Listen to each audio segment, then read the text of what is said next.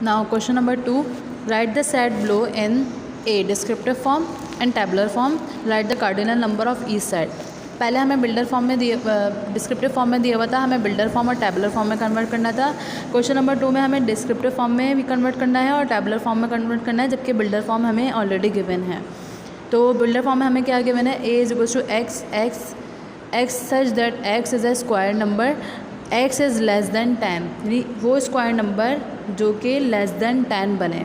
तो square number ऐसे कौन से होंगे, अगर मैं 1 से स्टार्ट करती हूँ, 1 का स्क्वायर क्या होता है 1, 2 का स्क्वायर क्या होता है 2 multiply by 2 which is equals to 4। इस तरह 3 का स्क्वायर लेती हूँ तो 3 का स्क्वायर क्या होता है 3 मल्टीप्लाई बाई 3 विच इज़ 9। इसी तरह 4 का स्क्वायर लूँगी तो 4 का स्क्वायर क्या होगा 4 multiply by 4 which is equals to 16। तो अगर मैं 16 को काउंट करूँगी तो वो ग्रेटर दैन 10 हो जाएगा, लेकिन हमें क्या चाहिए लेस दैन 10 चाहिए। तो लेस दैन 10 कौन से आ रहे हैं 1, 4 एंड 9। 1 किसका स्क्वायर होता है 1 का, 4 किसका स्क्वायर होता है 2 का, 9 किसका स्क्वायर होता है 3 का। तो सबसे पहले मैं डिस्क्रिप्टिव फॉर्म में लिखूँगी, तो डिस्क्रिप्टिव फॉर्म में अगर मैं इसको एक्सप्लेन करूँ तो ये क्या हो जाएगा all square number less than 10, यानी वो सारे स्क्वायर नंबर जो कि लेस दैन 10 बन रहे हों। दैन टैबुलर फॉर्म में जब मैं कन्वर्ट करूँगी तो टैबुलर फॉर्म में कौन से स्क्वायर बन रहे हैं, कौन सा ऐसा नंबर है 1 बन रहा है, 4 बन रहा है और 9 बन रहा है। तो 1, 4 और 9 कार्डिनल नंबर इसका क्या हो जाएगा, नंबर ऑफ एलिमेंट्स कितने हैं 1, 2, 3। तो नंबर ऑफ एलिमेंट्स हमारे पास क्या आ गए 3। Now the next part is b is equals to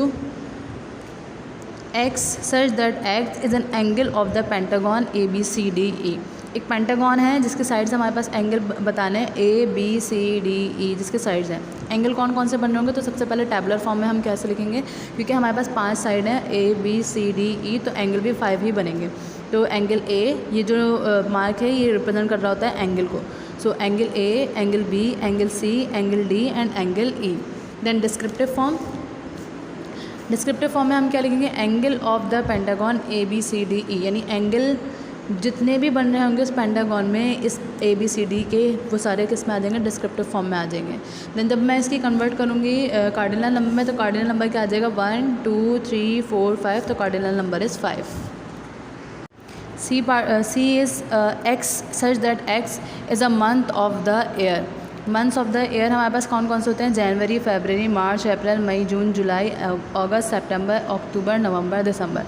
तो ये सारी टैबुलर फॉर्म है, क्योंकि टैबुलर फॉर्म में हम एलिमेंट्स के नाम लिखते हैं जो कि सेट में गिवन होती हैं। तो यहाँ हमें क्या बोला गया था, is a months of the year. Year में मंथ्स जो होते हैं वो सब लिख दूँगी, जनवरी से लेकर दिसंबर तक। देन डिस्क्रिप्टिव फॉर्म में मैं क्या लिखूँगी मंथ्स ऑफ द ईयर, क्योंकि ईयर मंथ्स की बात हो रही है तो मैंने डिस्क्रिप्टिव फॉर्म में भी क्या लिख दिया months of the year. Then cardinal number हमारे पास कितने होंगे, क्योंकि हमारे पास 12 मंथ्स होते हैं, तो कार्डिनल नंबर क्या आ जाएगा NC equals to 12। Next part है D is equals to x such that x is the digit in square root of 144 and 4489। Square root बताना है 144 का और 4489 का। तो स्क्वायर रूट ऑफ 144 12 होता है, क्योंकि 12 किसका स्क्वायर होता है 144 किसका स्क्वायर होता है 12 का। तो परफेक्ट स्क्वायर 144 का क्या आ जाएगा 12, और 4489 का परफेक्ट स्क्वायर होता है 67। जब हम इसको टैबुलर फॉर्म में कन्वर्ट करेंगे तो टैबुलर फॉर्म में हमारे पास सिर्फ 2 एलिमेंट आ जाएंगे विच आर 12 एंड 67। देन इसके बाद जब मैं डिस्क्रिप्टिव फॉर्म में लिखूँगी तो डिस्क्रिप्टिव फॉर्म में क्या लिखूँगी all square root of descriptive form में क्या आ जाएगा, क्योंकि सेट D दिया हुआ है तो D equals to square root of 144 and 4489, यानी कि स्क्वायर रूट किसका बताना था 144 का एंड 4489 का। कार्डिनल नंबर ऑफ एलिमेंट्स होते हैं, नंबर ऑफ एलिमेंट्स हमारे पास कितने हैं 1 एंड 2, तो 2 इधर कार्डिनल नंबर आ गया। Next part is E equals to x such that x is the letter use as a Roman numerals. तो हमारे पास रोमन काउंटिंग में जो भी लेटर्स यूज़ होते हैं इंग्लिश अल्फ़ाबेट्स के वो हमें लिखना है। तो रोमन में हम क्या यूज़ करते हैं I यूज़ करते हैं जो कि 1 होता है, V यूज़ करते हैं जो कि 5 यूज़ होता है, X यूज़ करते हैं हम 10 के लिए, L यूज़ करते हैं 50 के लिए, C 100 के लिए, D 500 के लिए, M जो है वो 1000 के लिए यूज़ होता है। तो ये सारे अल्फ़ाबेटिक ऑर्डर इंग्लिश अल्फ़ाबेट्स हैं जो कि हम रोमन न्यूमरल्स में यूज़ करते हैं। तो हमारे पास टैबुलर फॉर्म क्या आ गई I, V, X, L, C, D, M।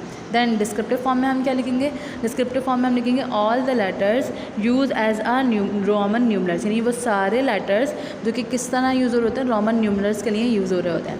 Then cardinal number, इसको मैं काउंट करूँगी नंबर ऑफ एलिमेंट को 1, 2, 3, 4, 5, 6, 7। तो यहाँ पे कार्डिनल नंबर में क्या आ गया 7. Now we are solving question number 3. Right the sets below in a descriptive form and then in builder form. So question number 1 is A equals to plus minus multiply and divide.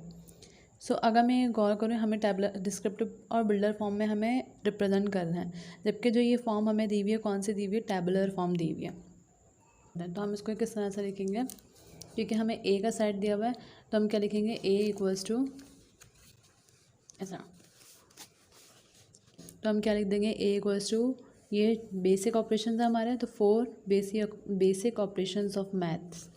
ठीक है. उसके बाद हमें descriptive form के बाद किस में लिखना था, सेट बिल्डर फॉर्म में. तो सेट बिल्डर फॉर्म में हम किस तरह से लिखते हैं, जो भी सेट गिवन होता है, क्योंकि यहाँ ए गिवन है तो A equals x such that x. जो ये सच दैट वाली कंडीशन आ रही होती है वो बिल्डर फॉर्म में होती है.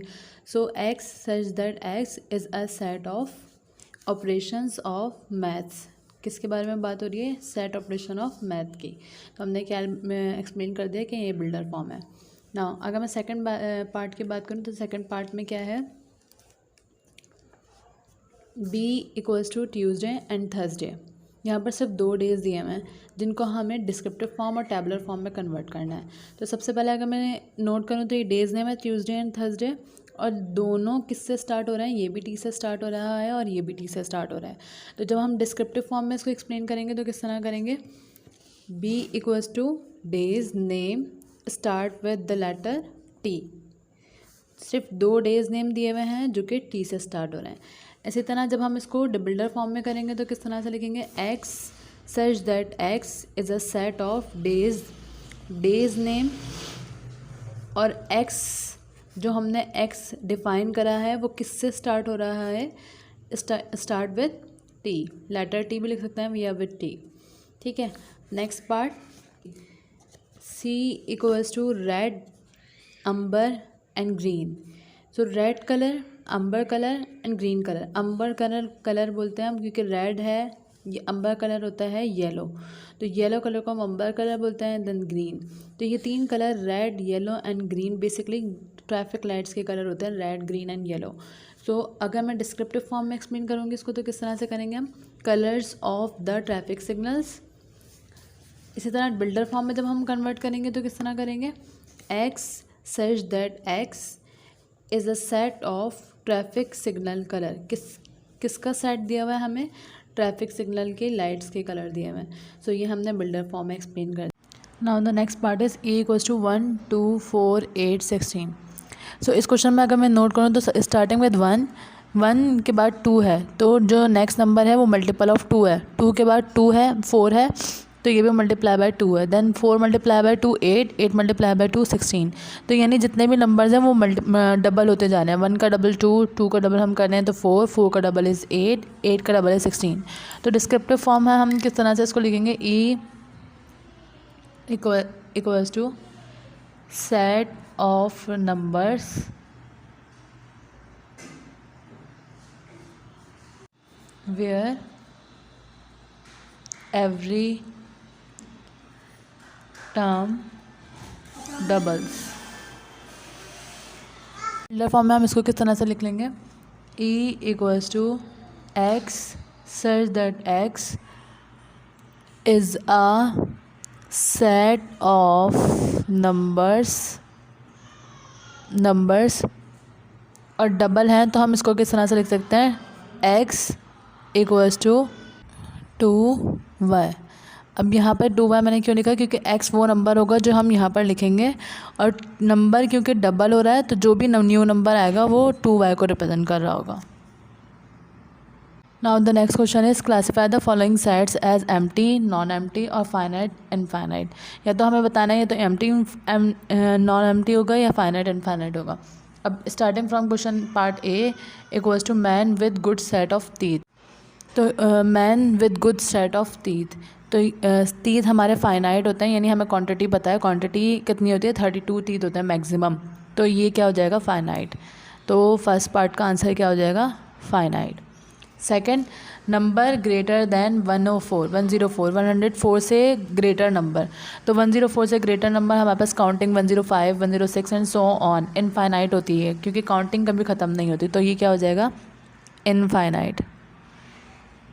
Next part, straight lines that can be drawn on the surface of a sphere. On the surface of a sphere का मतलब क्या है? स्फीयर के ऊपर हम कितनी स्ट्रेट लाइन ड्रॉ कर सकते हैं? तो स्फीयर पर हम एक भी स्ट्रेट लाइन ड्रॉ नहीं कर सकते, तो दैट मीन्स ये एम्प्टी सेट है, empty set. Then prime factor of 357। मैं 357 के प्राइम फैक्टर बनाऊँ तो किस तरह से बनाऊँगी?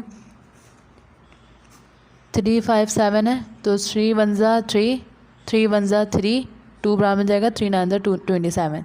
देन 7 के टेबल से इसको कैंसिल करेंगे, ऐसे हम लेंगे 7 1 ज़ा 7, 7 आउट ऑफ 11, 11 आउट ऑफ 7 4, 7 7 ज़ा 49। देन 17 का टेबल पढ़ेंगे तो 77। तो 357 के प्राइम फैक्टर क्या बनना है? 3 7 और 17, यानी हमारे पास यहाँ पर थ्री नंबर्स आ रहे हैं। तो ये कौन सा सेट होगा? Non empty set. Next part, power of 10 less than a million. Power of 10 less than a million का मतलब क्या है? अगर हम पावर ऑफ 10 बनाना चाहें तो 10 की पावर 1 क्या होती है? 10। 10 की पावर 2 क्या होती है? That means 10 multiply by 10 100। 10 की पावर 3 1000 आ जाएगी। तो दैट मीन्स यहाँ पर नंबर्स आ रहे हैं मिलियन से कम, हमारे पास पावर ऑफ 10 बनेंगी। तो ये कौन सा सेट हो जाएगा? Non empty set. ये भी नॉन एम्प्टी सेट है, non empty set. Question number 5 is classify the following pairs of set as disjoint, overlapping और इक्वलेंट। यानी इन चारों में से कोई एक प्रॉपर्टी को सेटिस्फाई कर रहा होगा सेट। सबसे पहले हम क्या करेंगे, जो दो सेट हमें दिए हुए होंगे उनके एलिमेंट्स लिखेंगे हम, यानी टैबुलर फॉर्म में। इसको ये हमें कौन सी फॉर्म दी हुई है? डिस्क्रिप्टिव फॉर्म दी हुई है। हम इसको सबसे पहले किस में कन्वर्ट करेंगे? टैबुलर फॉर्म में कन्वर्ट करेंगे। टैबुलर फॉर्म हम किस तरह से लिखते हैं? ए इक्वल्स टू ऑड नंबर हमारे पास कौन कौन से होते हैं, यानी ऑड नंबर वो नंबर जो 2 के टेबल में नहीं आ रहे हों। तो ऑड नंबर क्या आ जाएगा? 1 3 5 7 9 एंड सो ऑन। ज़रा प्राइम नंबर वो नंबर्स होते हैं जो अपने टेबल के अलावा किसी और टेबल में नहीं आते। तो b equals to 1 2 3 5 7 11 and so on. यानी ये वो सारे नंबर हैं जो अपने टेबल के अलावा किसी और टेबल में नहीं आते, और ऑड नंबर वो हैं जो 2 के टेबल में नहीं आते। अब अगर मैं नोट करूँ तो यहाँ पर 1 सेम है, 3 सेम है, 5 सेम है, 7 सेम है।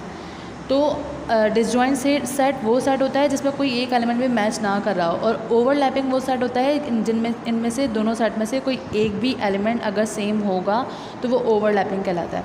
तो मैं ये कौन सा सेट है? 1 और 3 और 5 और 7 ओवरलैप कर रहे हैं, तो that means these sets are overlapping set. तो मैं इधर क्या लिख दूँगी? Overlapping sets, overlapping sets. Then इसके बाद हमारे पास नेक्स्ट क्वेश्चन क्या है? a equals to common factor of 11 and 13 and b is equals to number of solution of the equation x square is equals to 11। तो सबसे पहले अगर मैं a की बात करूँ तो a में क्या बोला हुआ है? Common factor of 11 and 13।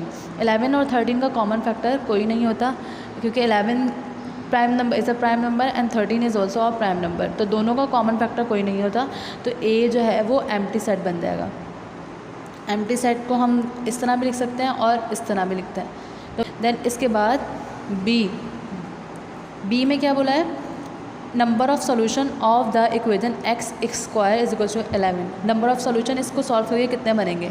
हमें ये चेक करना है कि x स्क्वायर इक्वल्स टू 11 है ना, तो ऐसा क्या नंबर लिखूँ कि जिसका स्क्वायर 11 हो जाए? तो ऐसा कोई भी नंबर नहीं होता जिसका स्क्वायर जो है वो 11 बने, क्योंकि 2 का स्क्वायर 4 होता है, 3 का स्क्वायर ना होता है, 3 का स्क्वायर 9 होता है, 4 का 16 होता है। तो 11 किसी का भी परफेक्ट स्क्वायर नहीं होता, तो ये भी क्या आ जाएगा? Empty set.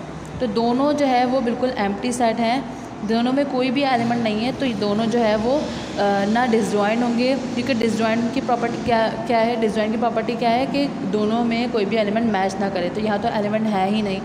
ओवरलैपिंग में कोई एक एलिमेंट मैच करना चाहिए, इक्वल में हमारे पास नंबर सेम होने चाहिए, और इक्विवेलेंट में हमारे पास नंबर ऑफ़ एलिमेंट सेम होना चाहिए। तो हम इसको क्या बोल सकते हैं? ये इक्वल सेट्स हैं, क्योंकि ना इसमें कोई एलिमेंट है और ना इसमें कोई एलिमेंट। तो ये कौन सा सेट हो गया? Equal set. देन